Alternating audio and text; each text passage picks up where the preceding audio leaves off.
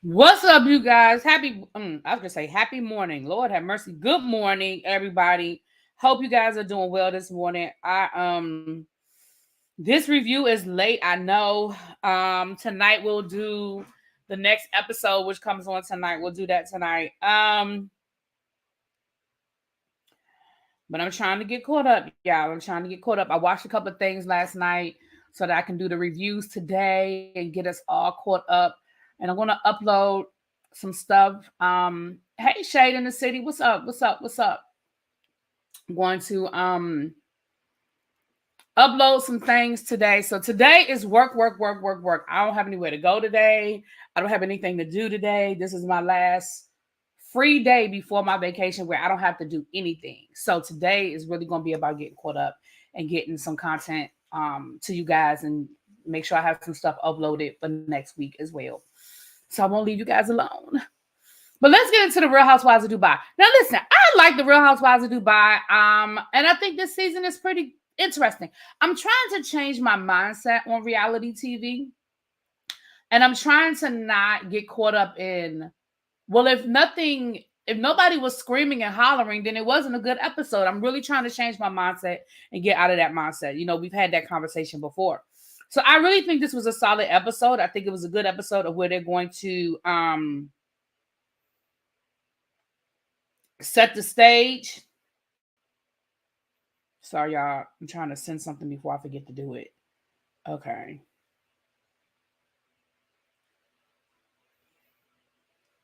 Here is my flight info.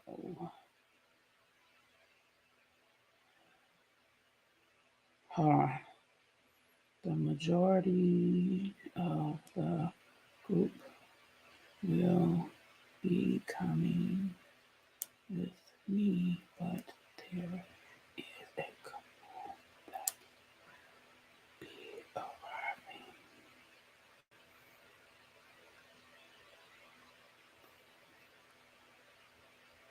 Okay.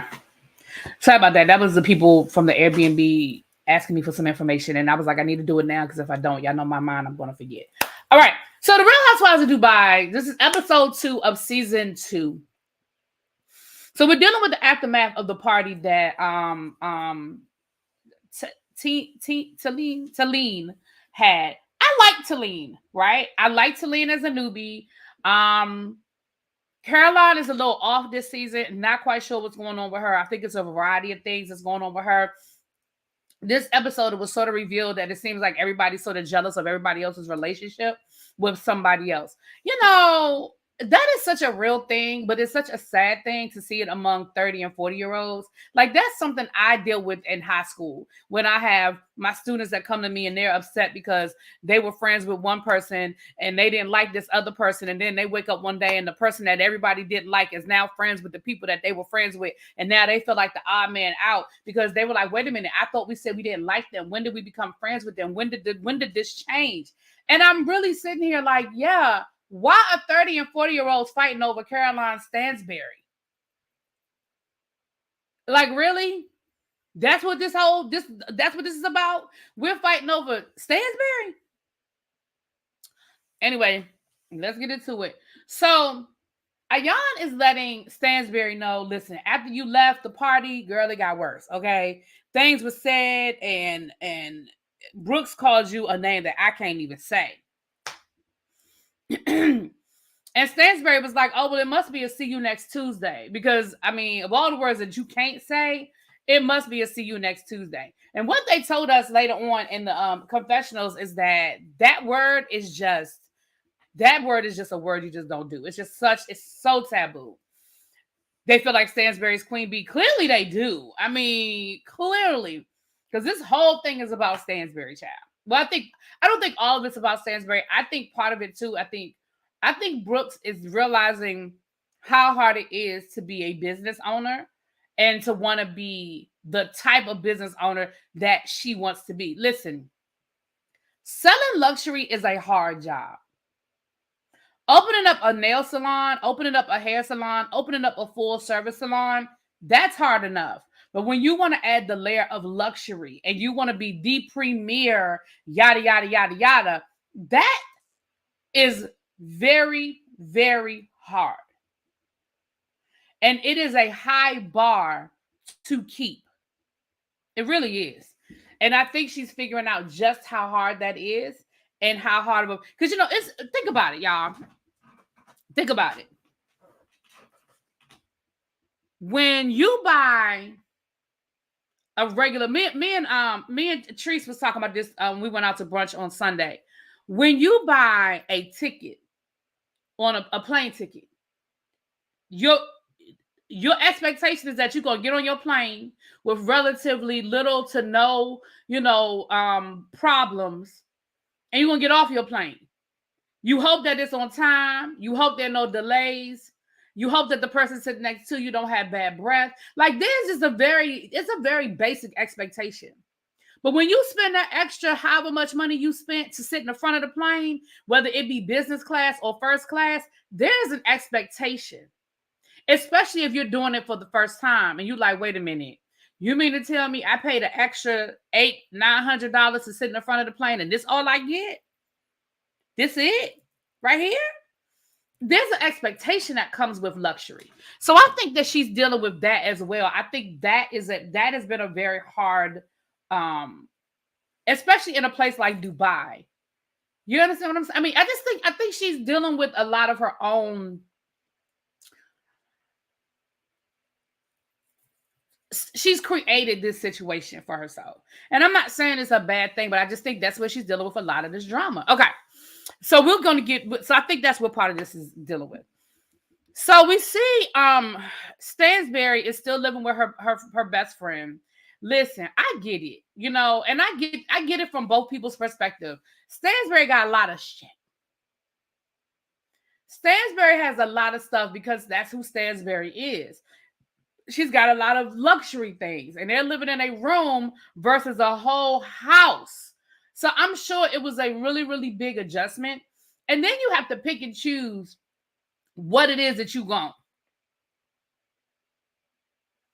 She also tweeted the other day that she wants to be the villain or the show will be boring. Well, heavy is the crown.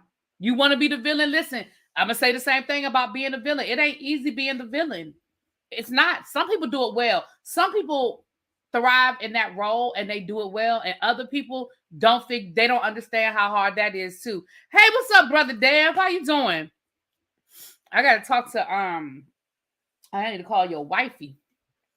I didn't want to bother her. I know she had a busy couple of days, honey. But yeah, heavy is the crown. Heavy is the crown. It's really, really hard to be a villain. You understand? So Stansberry, and I understand what it's like to live out of boxes. I have been there and done that. I told you guys before, when I was looking for my house, I had to move the house I was in. I was renting my best friend's house, and she sold it. I didn't want to buy it. She decided to sell it. I didn't want to buy it. She sold it before I had a chance to buy a house, right? So I literally had to pack up the house, put everything in storage, and leave just enough stuff out for my day-to-day because I was in the process of buying a house. So I was like, oh, well, it's only going to be a couple of months. I moved back in with my parents. I was thinking, oh, this is only going to be a couple of months. It's only going to be a couple of months. Well, life is life sometimes. And it was longer than a couple of months, okay? I think that's when I bought this house, thank God. But it was longer than a couple of months. And so it's hard living out of boxes. It's hard, especially when, you think things are going to be ready at a certain time and they're not. So they're dealing with that. And of course, even friendship can be tested, right? You can be my best friend and I had your back and you be there for me and I be there for you. But baby, even friendship can be tested and can be pushed to its limit. You see what I'm saying?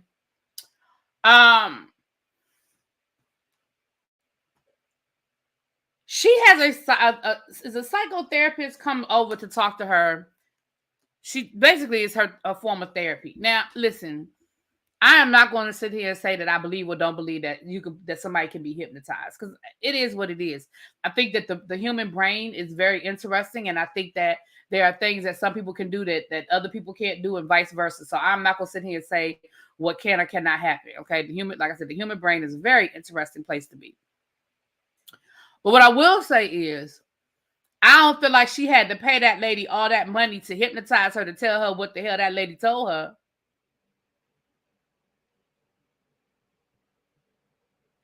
I mean, did you have to be hypnotized for that lady to tell you that because of your upbringing, the fact that you were sent to a boarding school from the age of 6 to the time you graduated from high school, that you carry certain personalities that you feel like you have to be in charge because you didn't feel like you were in charge of your life because you ain't want to go to boarding school, but your mama made you go anyway, and you felt somewhat abandoned, and now you are that person, and that Sergio has become a dog yapping at your ankles, and if you don't cut the umbilical cord, you are going to turn into his mother and not his wife. I hate to be the one to tell you, girl, you already his mama.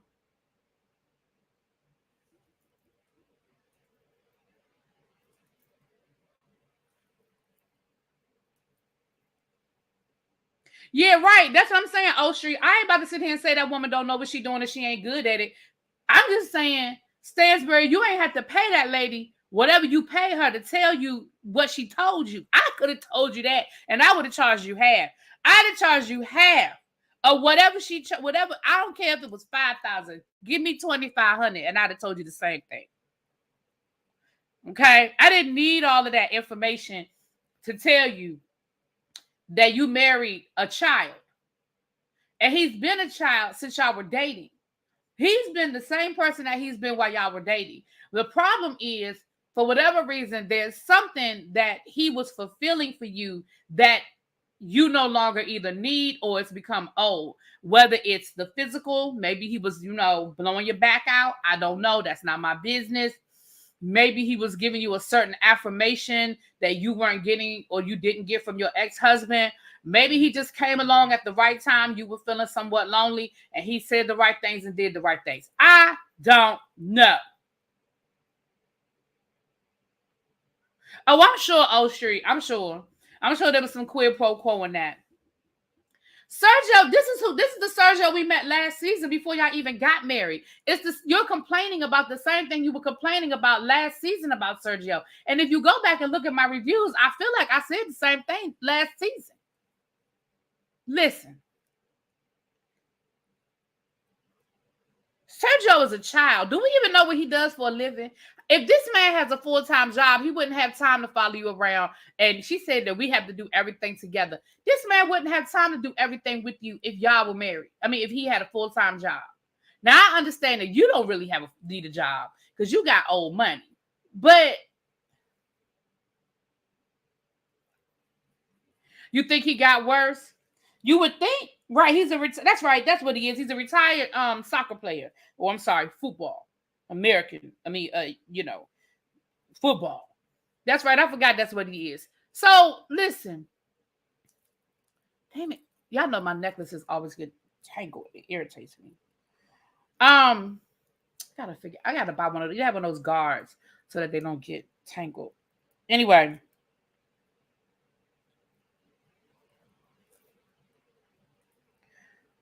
So she tells him that, first of all, Sergio overhears a little bit of the conversation, and he is losing his ever-loving mind. He is losing his ever-loving mind. Okay? Yeah, I don't care if you were David Beckham.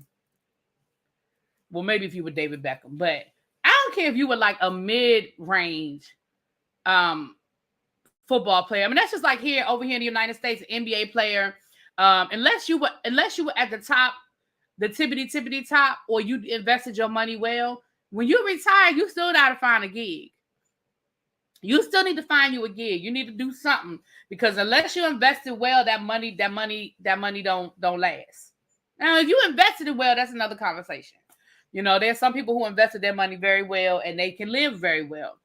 But for the most part, once you retire, so I'll go back to my statement. What job does this man have?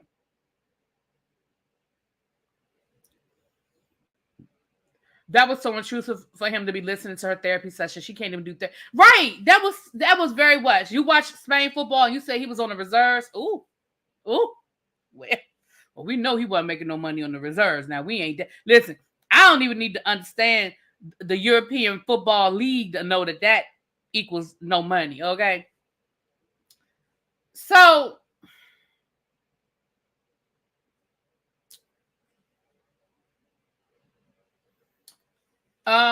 So when she tries to talk to him about it, he's losing his mind because all he sees is his gravy train is about to depart from the station. And that's how I feel. Now that's my story, and I'm sticking to it. When he heard her say, we've got to start being a little more independent, we've got to start not doing everything together, what he heard was that gravy train chewing out of the station. Because I know she got a prenup. And the prenup probably gives him a little piece of change. I'm sure the prenup gives him a little piece of change, but it's just that, a little piece of change. He damn sure won't be able to he won't be driving around no Ferraris through Dubai, living in multi-million-dollar mansions and flying. No. It's a good little piece, just a little piece of change. And the way he living, it probably won't last him but a couple of months. Okay? That's my opinion. Now moving on. Brooks, Brooks, Lisa, and Talim, they have dinner. And basically they let Brooks know just how bad her behavior was at the party. Now here's my problem. There are two things here that you can believe. You can either A, choose to believe that Brooks doesn't remember what she said, or you could choose to believe, well, actually, there are three things you could choose to believe. Or you could choose to believe that Brooks gets so blackout drunk that she doesn't remember anything that she was saying. Or you can choose to believe that she's pretending like she don't remember none of this because she knows how embarrassing it was. I go for option number 3, Your Honor. She knows exactly what she did and what she said. I don't believe that she's that drunk. I don't believe that she was that drunk that she doesn't remember what she did or what she said. I don't believe that. That's my personal, I don't believe that. But again, they were basically trying to tell her, girl, look, you can't do the things. That's rude, that's disrespectful, yada, yada, yada. I don't mind him being a gigolo, but at least be likable. Yeah, because listen, I'm going to say the same. And again, I said this last year. I'm going to say it again this year. Stansberry's no fool. She knows what it is. She's not stupid. She understands who she has and what she's doing. She's not stupid. But like you said, I think even his role, like I said, whatever he was providing that made it okay for her, it's starting to wear off. Stansberry, Brooke, damn it, y'all know who I'm talking about. Caroline Stansberry, she's not stupid. You think that she don't see who he is and see right through what it is? I don't think she's stupid. I think the people around her might think she's stupid because did y'all see her daughter? Did y'all see how her daughter was acting at that party? Baby, her daughter does not like that man. But if I were her daughter, I don't know if I would like him either. Like, he acts like he's my age. I don't know if I want my mother married. It's one thing to have an age difference. It's something else to mentally be my age. I don't want my mama marrying somebody that act like me. Like, he can be younger. That's fine. But I need him to act like he got some sense. I don't want... They used to be close last season. I don't know if they used to be close last season or if that's what they wanted us to believe. I'm serious. I don't know if they was really as close as they wanted us to believe they were last season. Now, I do remember them saying that, but I'm just telling you my opinion. I don't know if they was as close as as they wanted us to believe they were. That's just me. So then we see Lisa. Well, I'm not going in order, y'all. I'm just telling you now. We see Lisa with her mama. That's cute. Lisa took her mama down shopping and all of that. It was a cute scene. It was nice to see Lisa with her mom. I think we're seeing a kinder, gentler Lisa this season. I think Brooks made a conscious effort to be the villain, and I feel like Lisa is making a conscious effort to not be the villain. You know what I mean? I feel like it was nice seeing her with her mom. It was definitely nice seeing her going into the other side. We saw that last season as well, going into the older side of Dubai and shopping and stuff like that. And ultimately, she wanted her mama to move there because she said, look, Mom, we ain't coming back to the States. and I want you to move here. You know, I really want that for the kids. I want that for our relationship. I know it's a lot to ask. So yeah, that was cute. And then her mama says, I think her mama ultimately said she'd think about it, which sometimes that's the best you're going to get is I'll think about it. Sometimes you got to take the win. I'll think about it is you just got to take the win. You got to take the win. Then we had this blind date situation. Well, it's not really a blind date. She knew who she was going out with.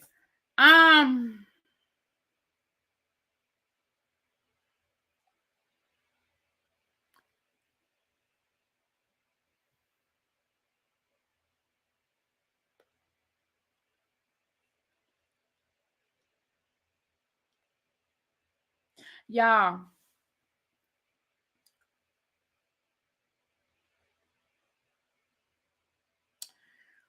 Sarah crazy. Sarah crazy and her friend is racist. I'm gonna get to her friend later. Y'all remind me, Tracy, don't let me forget to get to her friend. Sarah crazy and her friend racist. But let's start with Sarah being crazy. And I shouldn't say crazy. That's not a nice thing to call somebody. But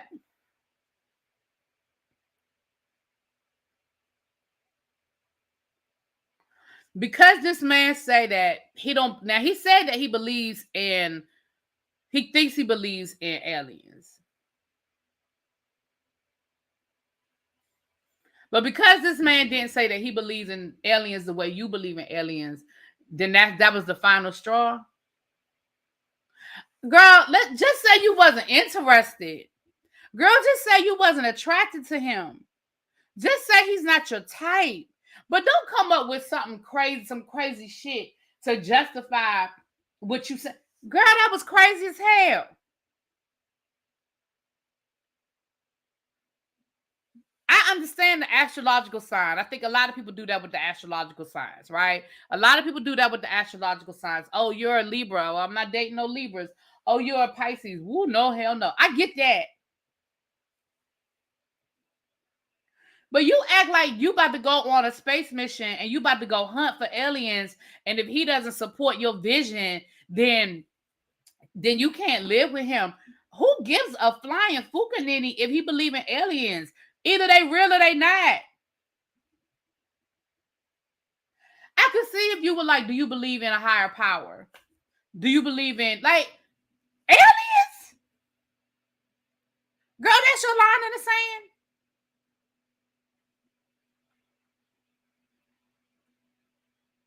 That's your line in the sand. Aliens. Okay, child.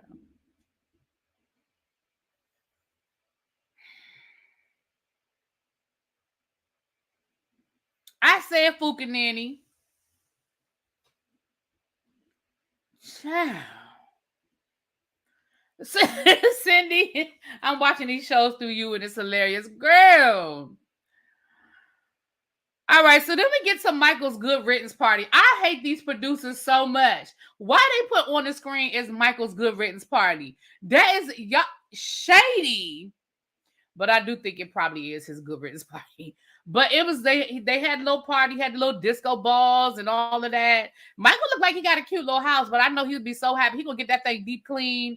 He probably got the cleaners coming. He probably already scheduled it. Girl, he's so happy to get them people out of his house. They say there's somebody for everybody. She'll find her men in black one day. You right. You right. So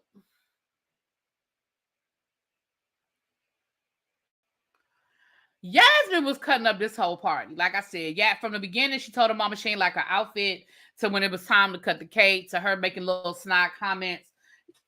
I don't know if let's just say this. If we are to believe that they were really close last season, then what happened in a year? What happened? Something happened, right? If we are to believe that they really, were close, I don't believe they were as close as they wanted us to believe. I believe that was something they wanted us to believe, and not so much that it really was. It really was what it was. That's my opinion.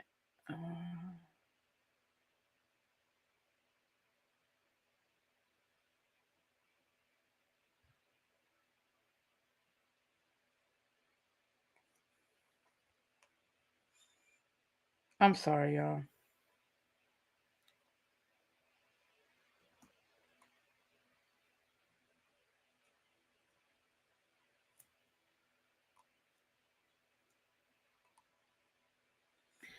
So, thank you, O Street. Really be has a talent of storyteller. Child, I be trying to break their stories down. Now, Sarah shows up with her best friend. I don't even remember this lady name. So, first of all, let me tell you why I don't like her. And y'all know I do not throw the racist word around very often. Y'all know I don't. Y'all know I don't. I'm very, very conservative before I put that label on somebody. I know I am. But let me tell y'all something about this, about Sarah's friend. Let me tell you about Saba. Okay, well, let me tell you about Miss Saba. Let me tell you why I'm going to put this in, and I'm again, this, I'm going to tell you why I say that. Now, I could be wrong, but I'm going to tell you why I say it. On site, she did not like Ayan. On site.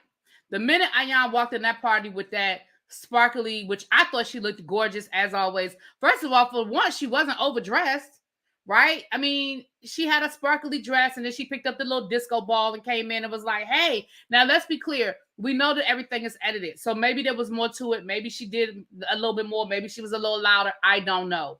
But the fact that the minute Ayan walked in there and then she was like, who's that? Yeah, I don't like people like her.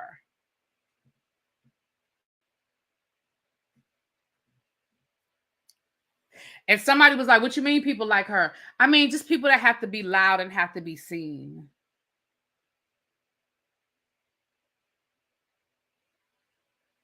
Yeah, it's something about her that just made me. Y'all know I don't throw that label on people very easily. Y'all know I don't. But it was just something about her. And then for the rest of the night, she just was side-eyeing. Just side-eyeing. Now, let me explain to y'all what I mean. There's a difference between,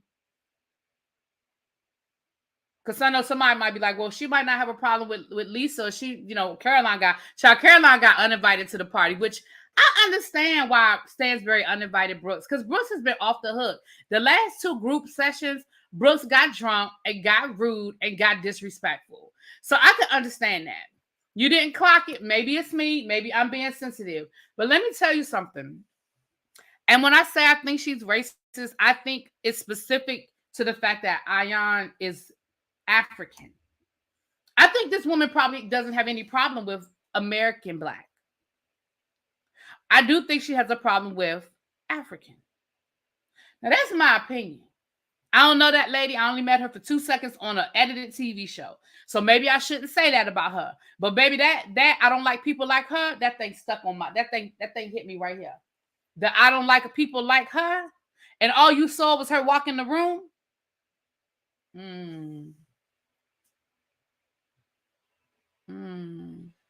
And now I'm side-eyeing you, Sarah, because you say that's your best friend. And I'm not saying that Sarah is racist. What I'm saying is, has Sarah made comments? I mean, has this woman made comments around you, Sarah, that are, not politically correct about people? I'm just wondering. I'm just asking.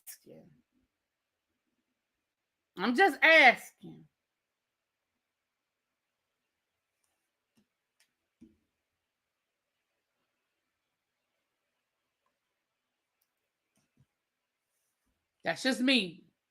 That's just my opinion.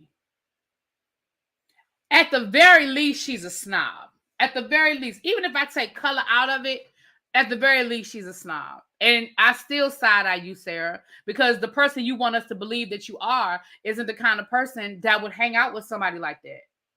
Right? The person you want us to believe you are, you wouldn't hang out with that type of a person, would you? Would you?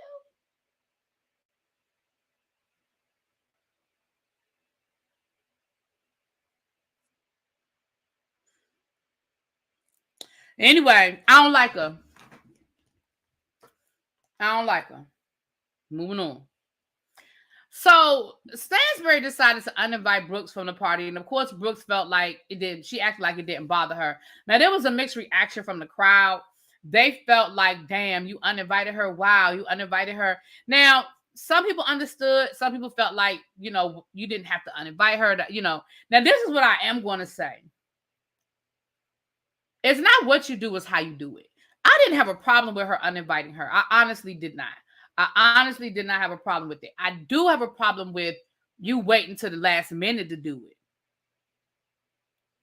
I do have a problem with that. I feel like you knew you didn't want her to come to that damn party the minute you found out she called you a see you next Tuesday, and you know you hadn't talked to her. So I feel like you didn't have to wait until the 12th hour to tell that woman she wasn't coming to your party.